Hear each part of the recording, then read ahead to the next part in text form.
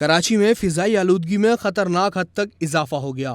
فضائی آلودگی کو کم کرنے کے لیے کراچی کے شہریوں نے خود بیڑا اٹھا لیا۔ نارتھ ناظر آباد بلاک ڈی میں مقیم مرغوب عباسی نے اپنے گھر کی چھت کو مختلف اقسام کے پودوں سے چھوٹے جنگل میں تبدیل کر دیا۔ سرسبز چھت نے جہاں گھر کی خوبصورتی میں اضافہ کیا ہے، وہیں اس سے ماحولیاتی آلودگی کو کم کرنے میں بھی مدد مل رہی ہے۔ پودوں سے ڈھکی چھت ہوا میں شامل ہونے والی دھول مٹی کے ذرات کو اپنی طرف کھینچ کر ہوا کو فلٹر کرنے کا کام انجام دے رہی ہے۔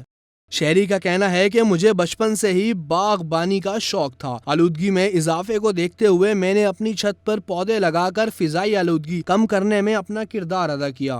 پہلے ہی سے میں کرتا آ رہا تھا، لیکن وہ ایک لمیٹڈ لیول پہ، گھریلو لیول پہ جو ہوتا ہے ورکنگ، میں وہ کر رہا تھا۔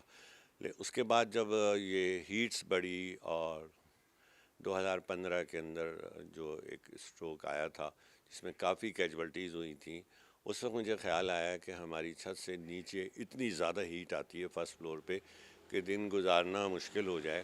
میں نے سوچا کہ کیوں نہ میں اپنی چھت پہ ایک چھوٹا سا فارسٹ بناؤں، ایک گارڈن بناؤں، اور اس پہ پھر میں نے کام شروع کیا۔ ابھی یہ فضائی آلودگی اتنی زیادہ بڑھ گئی ہے کہ ہم اپنے گھر میں خود کیوں نہ آکسیجن پلانٹس لگائیں، صدقہ جاریہ کے کام کریں، خوبصورتی میں اضافہ کریں، آپ چھت کو ٹھنڈا کریں، آپ اس کے اندر آس پاس کی آب و ہوا آپ کے لیے اچھی ہوگی، آپ کے اپنے لیے ہیلدی اور فٹنس کے لیے اچھا رہتا ہے، یہ نیچر سے آپ قریب رہتے ہیں۔